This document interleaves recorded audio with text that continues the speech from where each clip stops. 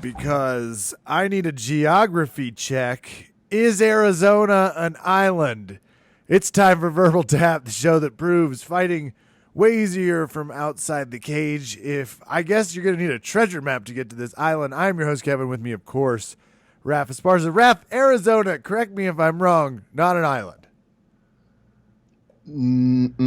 But maybe they're taking it from the old song interpretation of no man is an island. So maybe it's kind of that no state is an island, but is it? And you've just seen why Raph should have been hired years ago by the UFC to be their spokesperson. God damn, I would hate my life. But sadly had the audacity to interview a poster while he was waiting for a press conference to happen.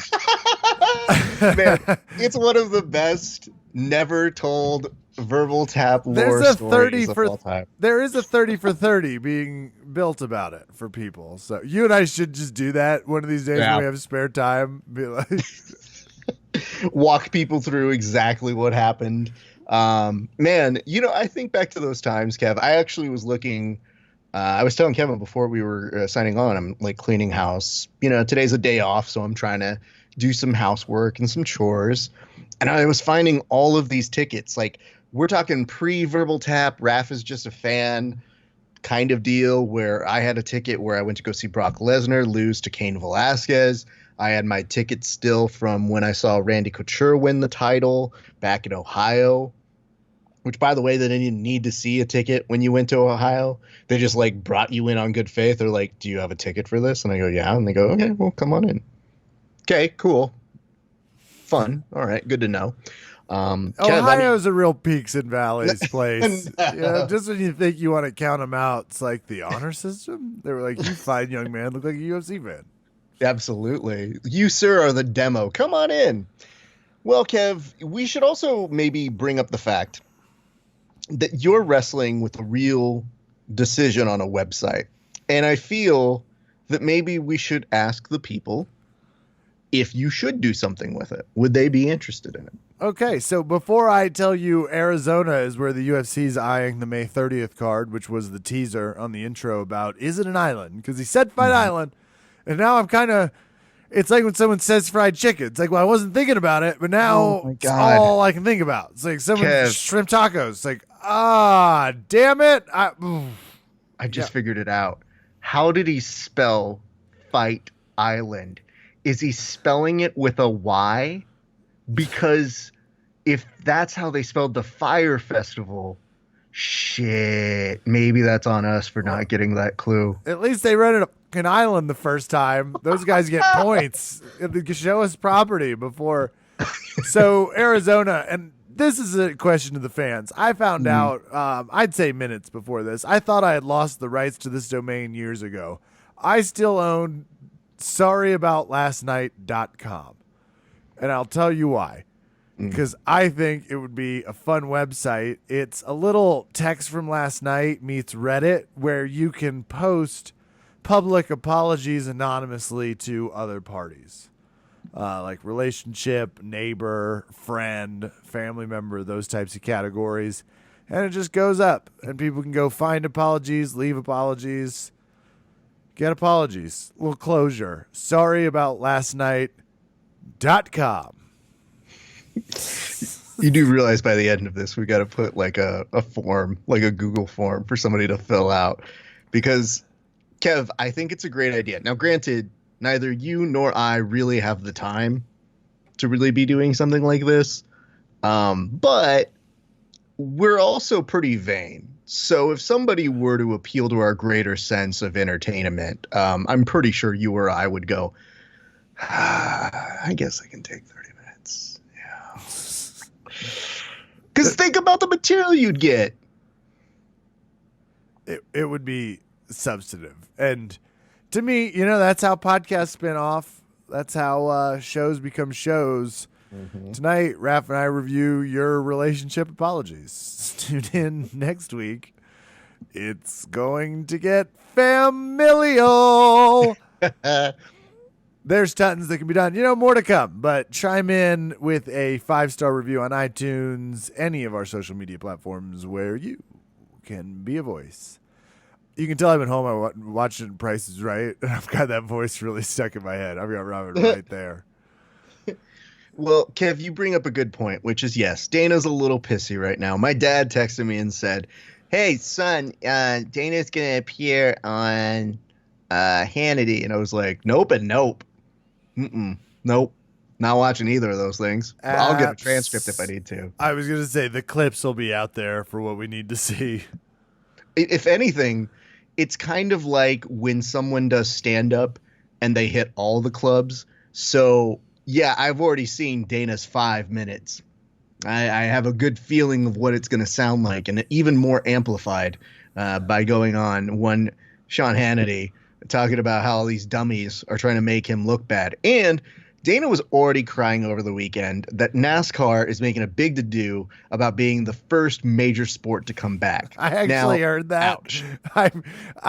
And both of them can go F themselves, Raph, because I know for a fact the first sport I saw people social distancing on was the cornhole toss professional, I don't know what they call it, league.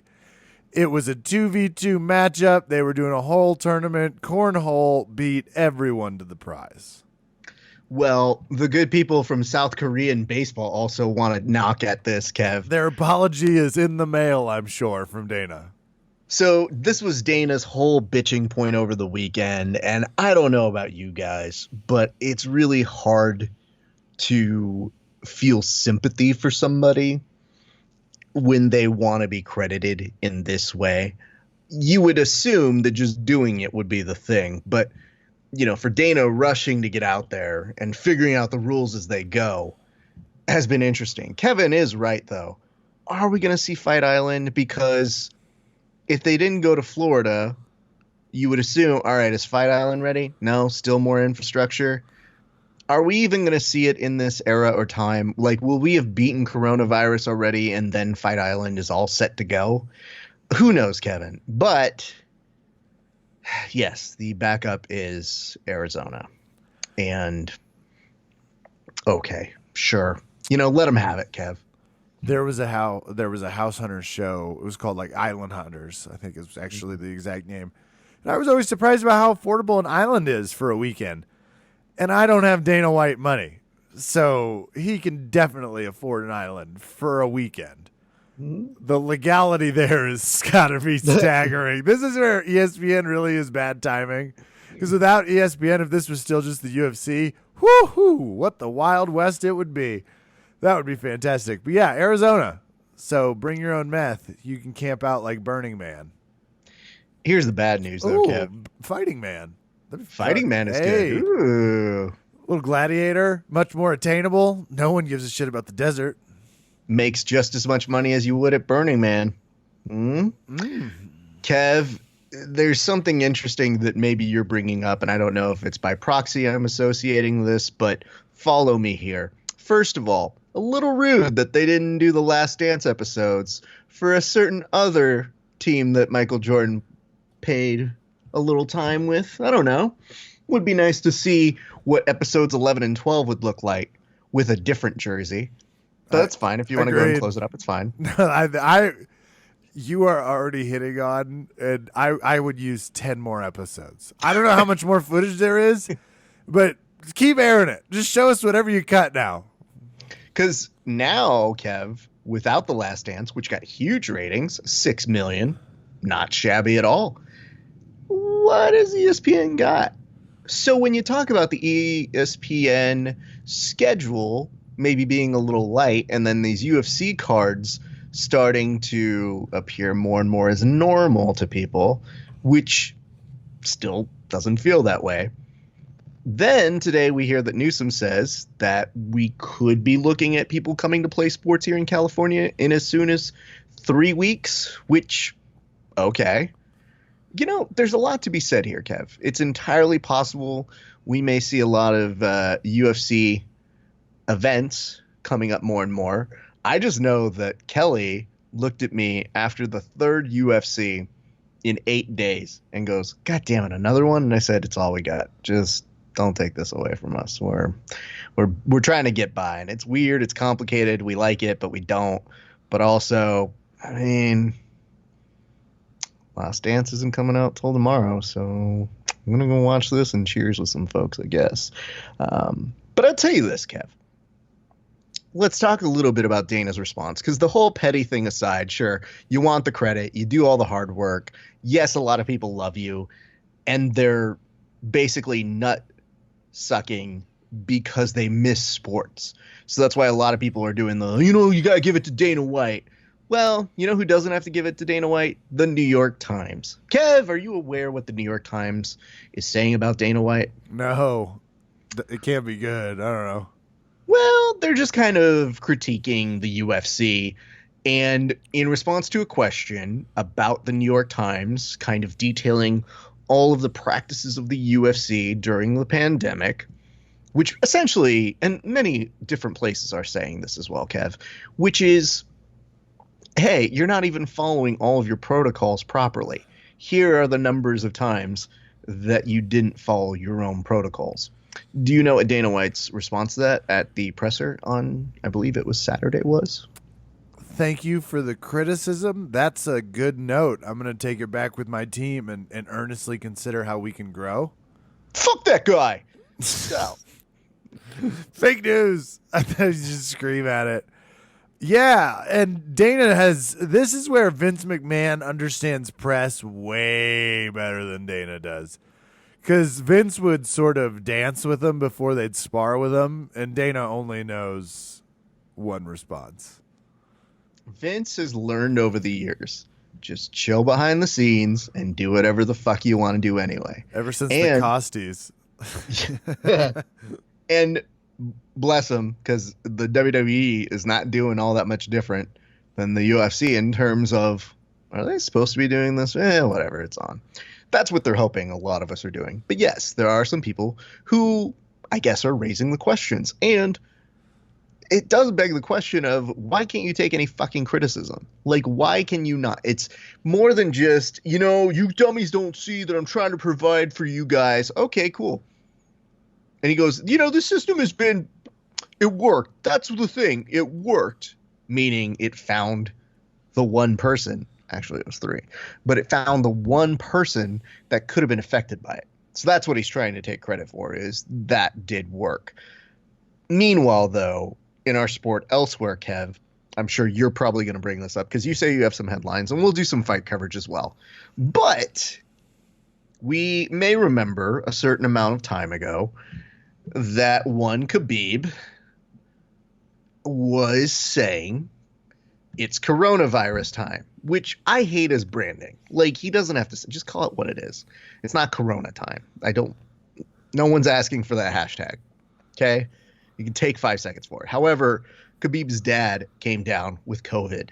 And as a result, Khabib put in an Instagram post today that apparently he had some family deaths in relation to coronavirus as well. So there's a lot that we don't necessarily know in terms of the particulars, but it's one of the first really big examples of, oh yeah, that was the top of your card. Even if he didn't have it, that's fucked up, dude. That's a terrible thing to hear and see. So as much as we want to wish it away, it still is a part of existence in some realm. That is on the ESPN headlines, that Khabib's father is sadly in critical condition. And the difficulty right now is, as you see it, be personal. And obviously, the movement against and the movement for reopening, everyone understands a capitalistic argument for reopening. It's a fundamentally flawed argument that our economy struggles this much during it, but that's a different thing. The same choir of people that are frequently hitting the share button as fast as possible every time an article comes out about this, their main argument is like, you all are sheep for listening. We shouldn't be worried about it. And then the same 5 crazies in your feed share the exact same article. It's like you guys are reading the same 4 articles, not the wealth of news and doing aggregate analysis. But when it hits home, it's good to see. And this is where you'd have to now give Khabib the familial credit of what's he's supposed to do. plan a trip for the next series of fights, right? The next ones are planned for May 30th. And sports moving forward is going to need to be much more prepared for this type of fluidity, cancellation, and a lot of variance on who ends up fighting and who shows up for whatever sport it is. And it sounds like baseball is going to be the first one to show us what team sports can do. I'll give MMA. MMA is so lucky that their fighters are conditioned to be in a room alone fighting already. But the moment one of these cards has someone who tests positive right after they fight, not before they fight, that's when you're going to see what the UFC's response plan is. Now, the other thing to consider here is, you mentioned baseball. They want to go back, and we get it. Everybody wants to go back. There are very few people, despite what you may think, because there is some sort of weird consensus that some athletes will push that, yes, people just like being at their house and being lazy. I don't know what kind of pipe dream y'all are living in, because I would love to go back to training ASAP. However, it's complicated. And we feel for the businesses, so we're there. We understand it. It's just not super well articulated when you're sharing a Bill Gates is the devil article. It's just, I don't know where this is going to help your point. YouTube censored this guy. YouTube shouldn't censor people. It's like, why shouldn't people be censored? Don't mistake freedom of speech for non-censorship. If I run out into traffic and I'm like, Raph tried to murder me with a fire. There's a fire over there. Be like, what the fuck are you talking about? That's it. Don't censor me. It's my goddamn truth. It's like, shut up. Yeah, I don't know. It's the journalist in me is always cringing at people saying, well, they took it down. I go, was it true? And they're like, yeah, absolutely. It's true. Can you prove it? Did he play some Nickelback? Because that'll also get you taken down. Trust us. Like 20 seconds of anything with any copyright, YouTube's like, F that. So anyway, something to consider here that is interesting is that as Kevin and I are trying to navigate, what we do, and we're just seeing all these headlines, it's exhausting. I think they're just trying to beat you down by sharing it as many times as possible so that you just kind of accept weird theory as fact. And we're not even talking about a difference of perspective. It's just literally, oh yeah, I shared this article. I will tell you one fun factoid, Kevin, and I didn't really know this was the case, but they did an interesting study, New York Times as well, and it basically says how smaller aggregate groups are attacking peer-reviewed journals, and how sometimes conspiracy theories just go out there without any peer reviews. Well, when they basically mapped out how some of the people who are discussing peer-reviewed journals, I found out that a guy who I was co-president of the National Honor Society is one of the leading voices in the fight against COVID. So that made me feel pretty worthless, where I look down and I go, fuck, he's like saving lives. Shit, we can't even convince people this is an actual problem. That's where we're at. The zombies and the people advocating that the zombies don't exist, but they should be allowed to be zombies if they want to. It's an interesting world. The funniest part about this, though, Kev, on my side was, I always think, like, when I read something like that, oh, cool, maybe I should reach out to him and see if he'll do an interview to help me understand it better, maybe help other people understand it better, because I'm not a fucking science guy. I understand and I read as much as I can, but I ask a lot of questions. And then I immediately was like, oh my God, I can think of no greater waste of that poor man's time than to be like, you guys do what? And there's a contact sport and everybody just says, fuck you. We want to go back. Oh, my time's done here, Raph. Bye. I am big on the question authority train. I don't like questioning my doctor as much. I'll give him some pushback, but Raph, you ready to get to some fights, some things that I'm sure people deny existed? Well, I want to start in order with the Drew Dober headlined card, but obviously he was right up there. Glover Teixeira is the headliner of this one with a brutal TKO that got some criticism that maybe the fight should have been stopped faster over Anthony Smith. This looked like vintage Glover Teixeira putting in some iron fist work at the back end. Raph, is Glover back? Yeah. I mean, he looked great in terms of that first round. He was taking some shots. I guess the real question I have to ask is Anthony Smith back yet from reality? Because over the weekend, and there was varying degrees of this, and I don't know if you saw this as well, Kev, but there were two people who took L's that decided to use it for their social media benefit. The first was Dominic Cruz, who said that he wanted to gift a basket to one of the refs who let the fight go on for as long as they did with Anthony Smith, which funny. Okay, I get that. We're still playing into the like, hey, you're kind of a crybaby about it, but no big deal. Number two, Kev. I was just going to say, don't be spiteful or anything. I'm sending a gift basket for him letting him get punched in the face longer than maybe he should have. Which, by the way, of all things to send people, Dom, you don't do any favors by looking like a giant dork by being like, I would like to send a gift basket, edible arrangement maybe for them. Like, bro, just, we get you. It's cool. I shall go to strawberries.com. So on the other hand, Anthony Smith over the weekend kept saying, and there were some fights that they could have been stopped earlier. We get that. But Anthony Smith was trying to make the point, look at these guys. Man, if only the refs would jump in here and do something.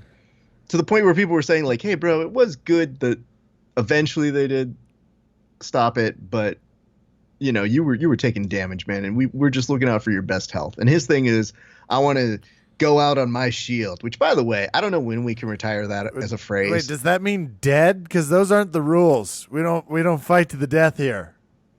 Well, not yet. He knows that, right? I mean, he's going to have to get Fight Island up faster than slower. Or at least the Mortal Kombat Island. They should have to be for every, and I feel this way about every colloquialism anyone ever says. When someone says at the end of the day, I'm like, you should have to explain what you mean. Why today is more important than like midday. Like, why is the beginning of the day so unimpactful? But the end of the day has become the new phrase idiots use to give themselves space, but they listen to smart people. It's like when people started using literally, it's because comedians were using it because it becomes a trope that you can get jokes out of, so people that aren't funny can be funny. It's great. Absolutely. It's like Cards Against Humanity. But now, Kev, here's the little underlying part of this, though, is that Anthony Smith then said, in response to a referee, the referee of his match, by the way, saying, hey, man, the response is all mine. I feel bad, but that shouldn't be on his coaches. It should be on me. I'm supposed to look out for his health. Anthony Smith responds today, y'all soft. Like, what the fuck? Like, calm the shit. Your whole response, ref, sucks, dude. Because we're so soft is what it is. Let me tell you the issue I have with that as a colloquialism, because the people, and do yourself a favor and do this study in your head. The people who say we're soft, more often than not, are referencing a generation and a time they themselves did not exist in. So it is one of my favorite things to do when I see certain athletes say, y'all soft, back in the day. And I was like, you don't even have a back in the day. There is no missing footage for you that we can find. You weren't there. You were told this by somebody. Yes, please describe the 1970s to us because you were there. Good job, everybody. Let's go back and look at how much they made for UFC 1, those soft fighters. Let's just talk about their accommodations. Y'all soft is more of an insult when you're on a fucking porno. Like, that's a different thing. Y'all soft here? Yeah, right now, none of us are fucking working out. Everybody's fucking soft right now. You know how many insults I'm getting from people saying, hey, I can't wait to kick your ass once this whole pandemic's over and like when we're training again? And I'm like, you probably can right now. Damn it. It shan't be hard. You should have to corner me and ask me about donuts. Ben Rothwell wins a split decision. By the way, more split decisions in the last 3 fights than I think all of 2019. Wins a split decision over OSP. I know I watched this fight. I know at one point we thought there might be, OSP's Von Flute specialty. I do not remember this fight much. That could be, the bourbon, but Ben Rothwell with the win. Not gonna mock it. It happened. It was a thing. We saw it. Well, Good for him. Plus, I was too excited about what happened when Drew Dober unleashed the holy hell on Alexander Hernandez. TKO, KO with punches. You can see it if you follow him in slow motion. He's probably somewhere on an island now, an actual island. Drew Dober gets the win. Woo! Super happy for him, man. That was great. It looked exactly as amazing as all of us hoped it would be. Because, whenever Drew's fighting, we wish him the best, and we hope something's going to look that dope. And it definitely went his way that night, and he's getting some good press off of it, and it looks like they'll try and give him another high-profile match because everybody seemed to be really happy with it. And, Kev, he also got a performance of the night, which explains how the man can afford a very nice vacation to go off and enjoy some beers at. He should have gotten a performance of the night. Whatever he's doing with that diet alone, performing. Well, it says Glover Teixeira, Drew Dober both got performances of the night. Not on there, the ref from the Glover and Anthony fight, but that's okay. The unfortunate part of this, though, Kev, is that we also have to hear John Jones run his mouth about Anthony Smith, at which point I'm thinking this man has said enough about Anthony Smith. However, good connecting thread. Not interested in fighting Anthony Smith. Cool. Get it. Makes sense. But John Jones now is entertaining a super fight with Francis Ngannou. Now you have my interest. Yep. Same here. I want to see that. I would, oh shit, yeah. Wow. That would be, I'm all in, dude. Yeah, me too. And I'll just go through these. Ricky Simon beats Ray Borg. Andrei Arlovsky beats Felipe Lins, but that's not you don't want Arlovsky. Michael Johnson gets submitted by Thiago Moises with a good old-fashioned ankle lock. You don't see frequently. I'd watch Francis Ngannou beat the ever-living shit out of one John Jones. Probably be good for him. Yeah.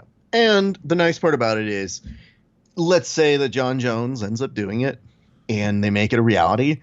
Now you get into the real conversation of, dude, this dude's now going outside of his weight class. And that's always been a contention for GOAT status.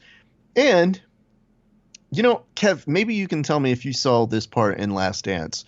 Do you remember all the times in the documentary when Michael Jordan was making the argument and he was the GOAT? Like, do you remember any of those parts in the documentary? I think I recall a few. Okay. Where he might have mentioned something about GOAT status. I mean, the fun part about that is Michael Jordan now, every time you see him entertained by what's going on, I just imagine him in that fake house that they filmed him at, looking at the beach and just going like, that's great. I'm smoking a cigar and who wants to go play golf? And one more thing about that. Fuck you, Michael Jordan, when you win a fucking championship to look over and go, hey, it's bright out. I could get some fucking golf in. He was just so excited. Hosts a piano concert. Can't play the piano. Can't play it at all.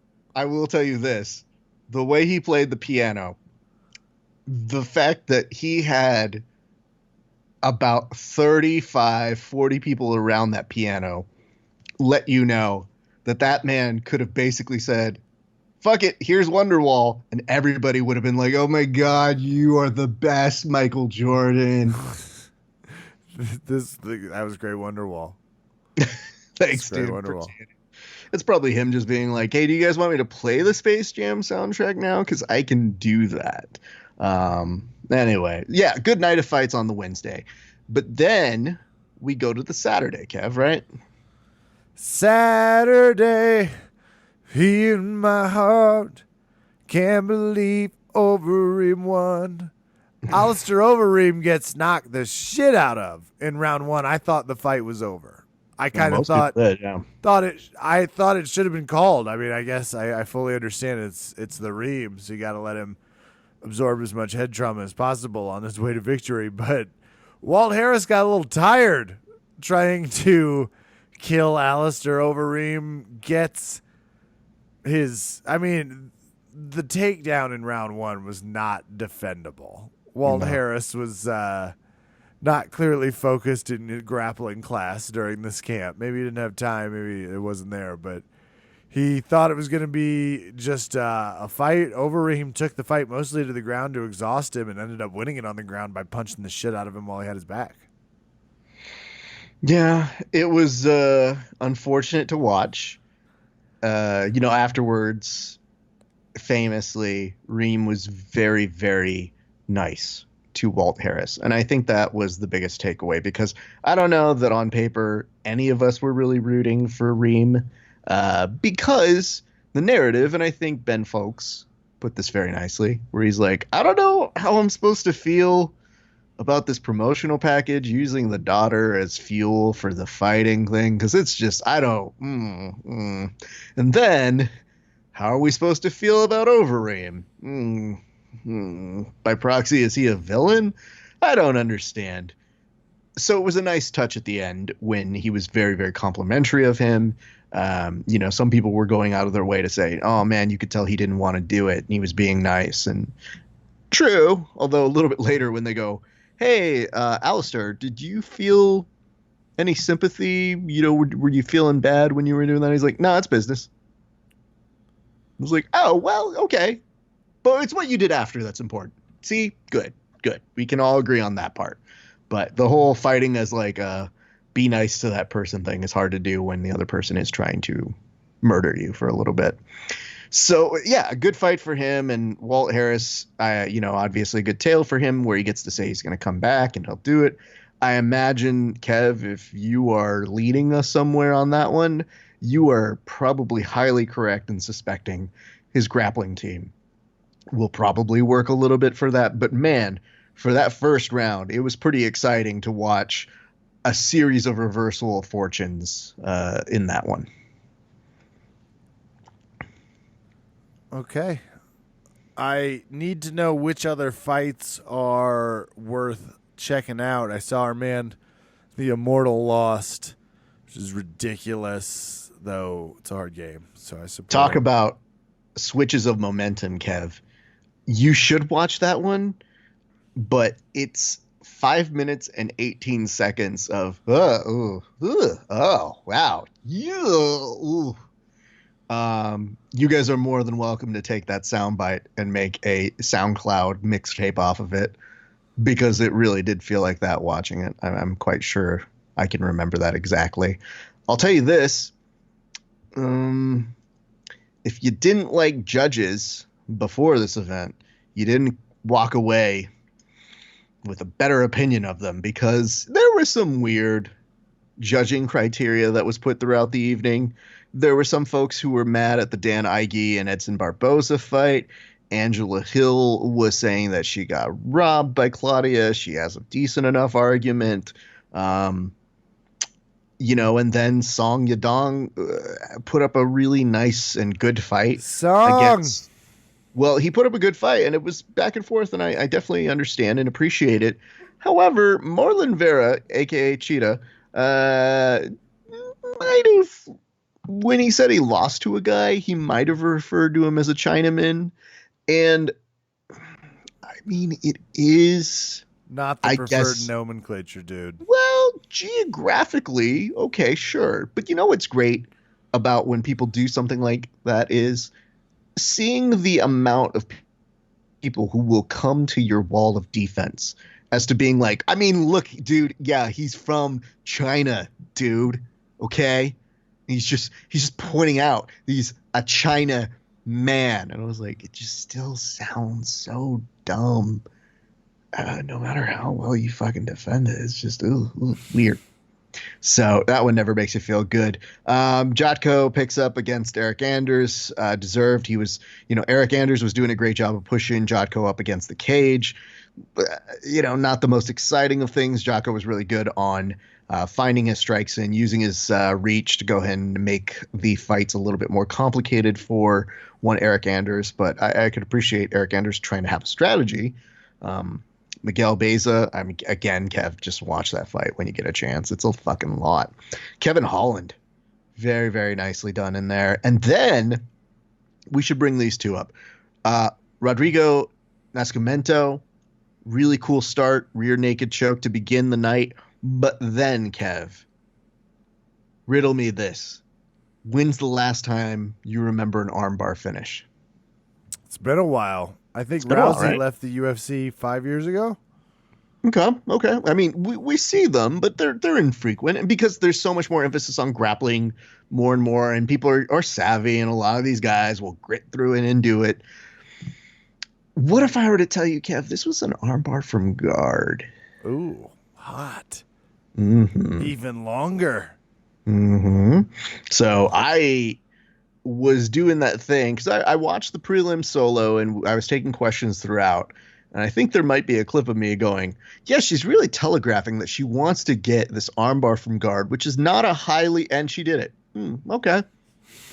There you go. So yeah, I mean, I would watch it just for that. The rest of the fights, I can't tell you how to feel, but I'll bring this up.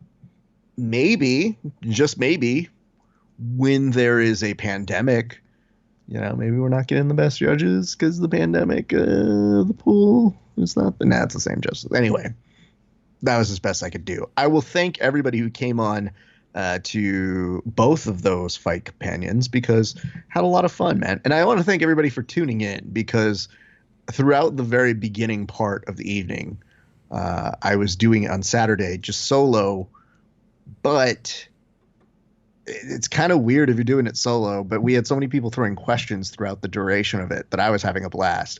And I had one person, Kevin, and you can tell me what you think of this. One person asked me if I was wearing the fake glasses with a nose included in them. And I laughed so hard because it was just like, I mean, that's a good joke. And I dare someone to make a better joke, but it's not going to exist. And so I think that was Ryan. I don't remember. You're not that memorable, but your joke was. So good work. And I love a joke that throws off the broadcast. That's my 2 cents in there. Raph, the UFC is back. They're eyeing May 30th for another series of events. You'd have to call these successful, though not Last Dance successful. Not like... not the ratings that the NBA will draw back or the football on any casual 2 minutes of football. Not quite there, but like 1.5 million is what I saw in the pay-per-view buys. And that's great. I mean, that's a great UFC buy for what's going on. I don't know what it looked like by the time Overeem's fighting. Well, yeah. Well, I mean, 1.5 mil on the tune-ins, not pay-per-view buys. Unless you're counting the paywall for ESPN, which I guess you could. But, I mean, still good numbers. We're seeing a weird downswing now. I think the novelty of everybody being at home is kind of wearing off, so it's really, really opening a door of, all right, now you better be fucking creative if you're going to do something on TV. We don't want to just see Zooms all the time. And I think that's what happened with the UFC. It kind of leveled out a little bit. But can I tell you the fights that are in contention for that 30th, Kev? Let's hear it. There's 4, which begs the question, where are the others? They used them all on Fight Card 2. They really started. All of a sudden, it's like 3 events in 3 nights. It really does get the roster moving. It is a welterweight bout between Tyron Woodley and Gilbert Burns. Heavyweight bout between Augusto Saki versus Blagoy Ivanov. Strawweight bout, Mackenzie Dern versus Hannah Cyphers. Hell yeah. And a lightweight bout, Kidson Abreu versus Jamal Hill. And those, my friend, are the 4 fights they have listed. Normally they have 11. So it's even more interesting if you think of the perspective that these fights were supposed to take place on the 23rd. So in theory, they have a fight card, but that's 7 more fights that are just going to magically happen. In theory. I have full faith in Dana White, especially if you can find an island. Arizona's not going to cut it. It'll do something a little more fun. That is, I think, going to do it for us, right? We've hit the multiple topics. We've given some UFC, no movies this week because there were fights, even though the people are obviously going to be bummed about that. Oh, no, one last one. This is an important one. And I'm not talking about The Undertaker going on Ariel Helwani's show and explaining you want to do it to Brock Lesnar, which is great. That's his best journalism to date, by the way. Kev, this is a real one. And I need you to explain this because you're responsible for this. You ready for it? I'm very ready. Okay. Stephen A. Smith says that Justin Gaethje and Tony Ferguson avoided grappling due to the coronavirus fears. What? That's on you. This is this is on me? Oh, God. That hurts. Well, I love it when Stephen A. Smith comes up with a nonsensical take to upset people. He does a really good job whenever it's the Dallas Cowboys. And this feels like he didn't get the chance to come on the broadcast and upset MMA people. So he thought, wow, what'll do it? What's a terrible take? Oh, here's a take that makes no connective sense scientifically or in logic, but is really going to piss off everyone.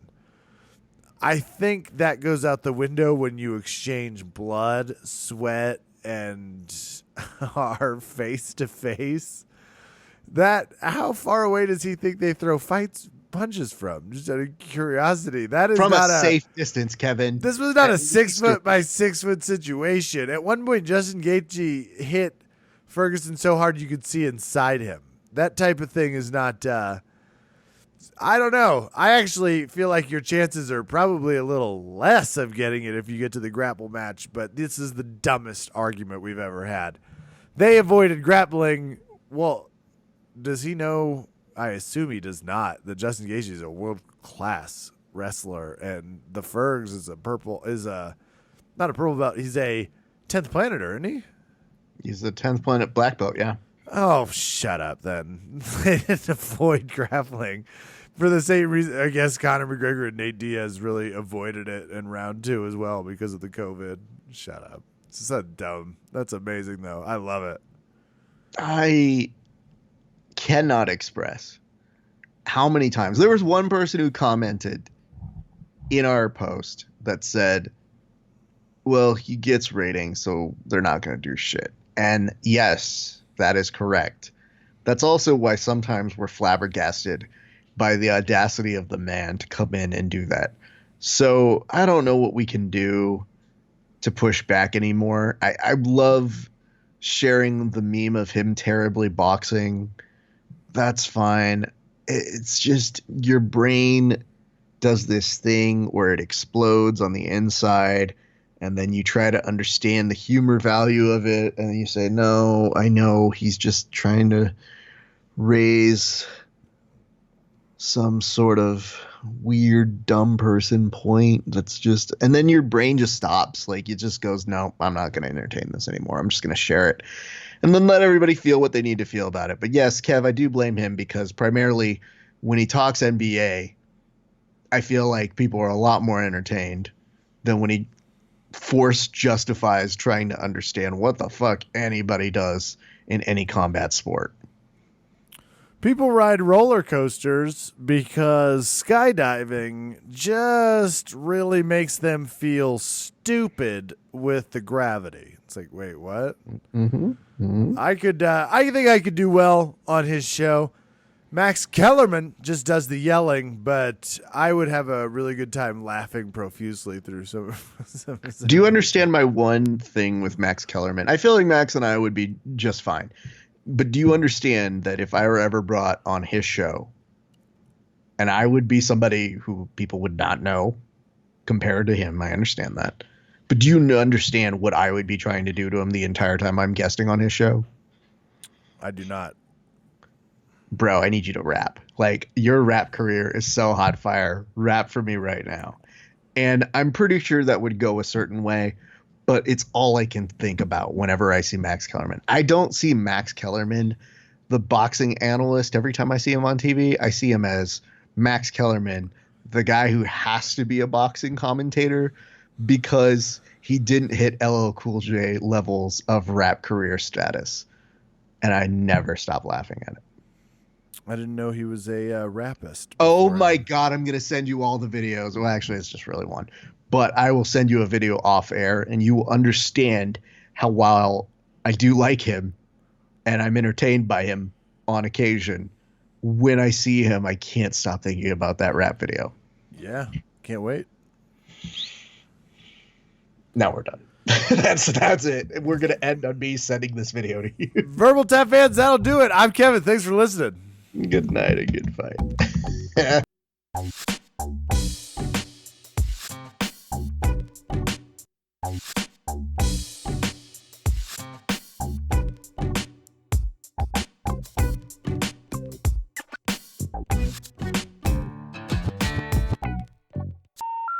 The number you have dialed has been changed. The new number is... Please note, the new number is...